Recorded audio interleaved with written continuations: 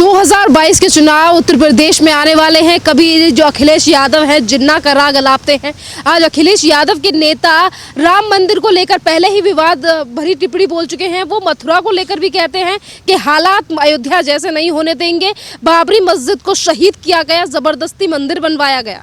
देखो, टीपू भैया और टीपू भैया के पार्टी के किसी भी चिचा जान को यदि लगता हो कि इस देश के अंदर उत्तर प्रदेश में मुल्ला मुलायम सिंह की सरकार है तो वो भूल जाएं। अब योगी बाबा की सरकार है, कानून का बोला वाला है, और यदि किसी ने दंगा करने की या जो है चूं-चां करने की जरूरत की तो बाबा का लॉ एंड ऑर्डर पूरे विश्व ने देखा है। ऑस्ट्रेलिया न्यूजीलैंड के लोग तो कहते हैं कि भैया योगी जी जैसा व्यक्ति अगर हमारे यहाँ आ जाए तो कुछ और बात हो जाए। आज योगी आदित्यनाथ जी का लॉ एंड ऑर्डर का जो फॉर्मूला है वो यूएस तक में जो है कॉपी किया जा रहा है कि अब आप कायदे में रहेंगे तो फायदे में रहेंगे, वरना चौक चौराहे पे आप लोगों के फोटो चिपका दिए जाएंगे। और योगी बाबा का बुलडोजर है, बुलडोजर के बाद आपको पता है कि कैसे ट्यूबियां पलटती हैं उत्तर प्रदेश के अंदर।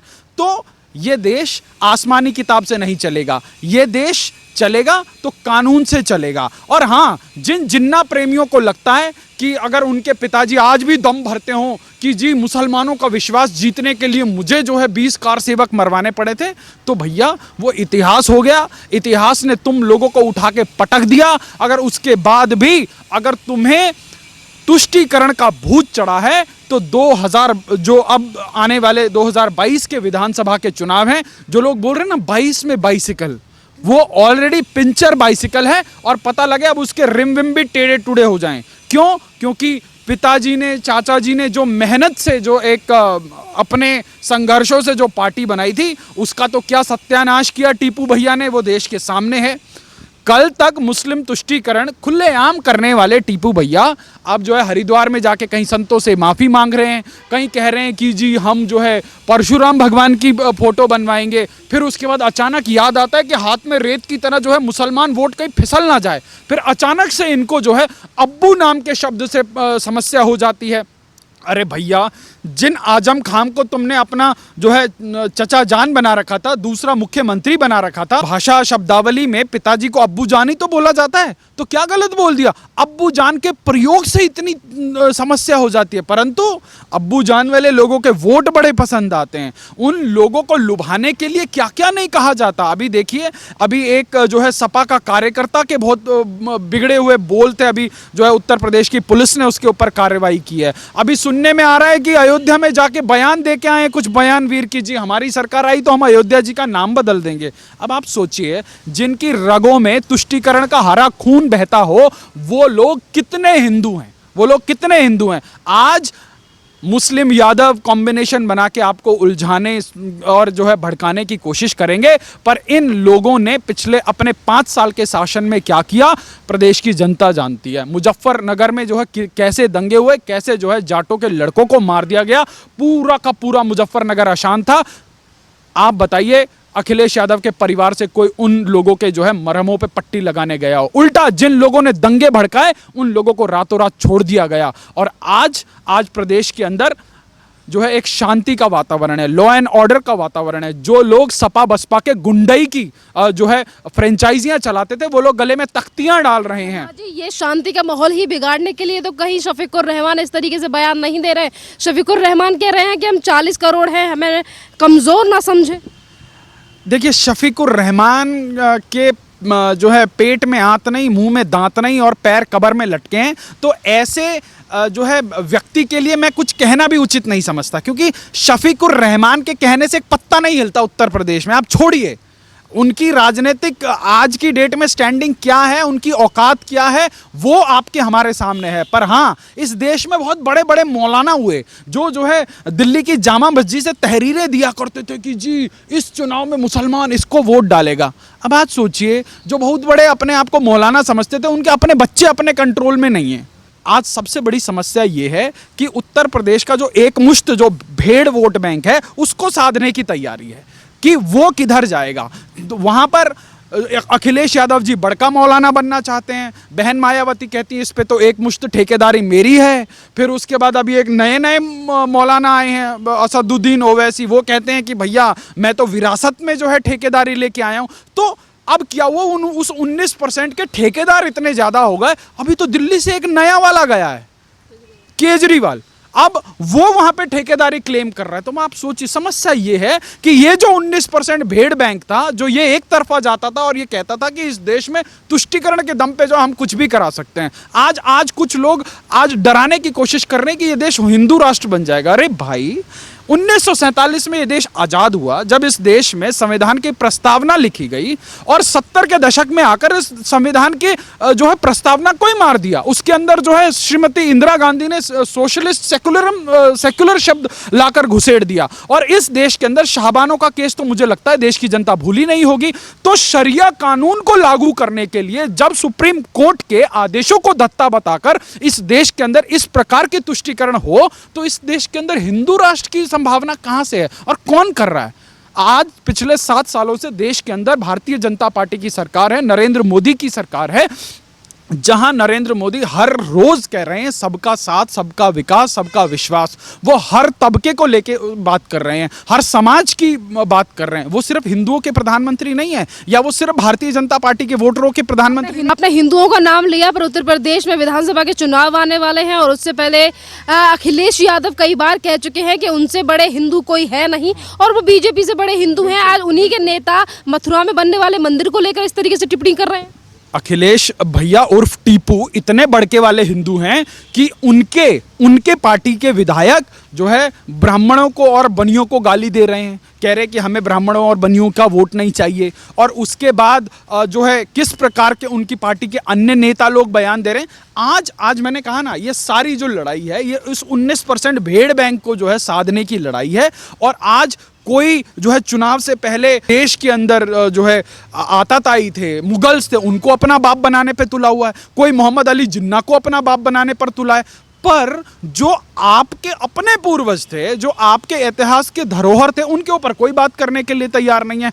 आज अगर अखिलेश यादव से पूछे, आज उनकी पार्टी के लोग महाराणा प्रताप की बात क्यों नहीं करेंगे? उनकी पार्टी के लोगों से पूछा जाए झांसी की रानी की बात क्यों नहीं करेंगे? राम की बात क्यों नहीं करेंगे? पर हाँ, इधर बगल में छुरी मुंह में राम, अभी राम की बात करेंगे, अभी कहेंगे कि जी हम जो है इतने फिट की जो है परशुराम भगवान की मूर्ति बनवाएंगे।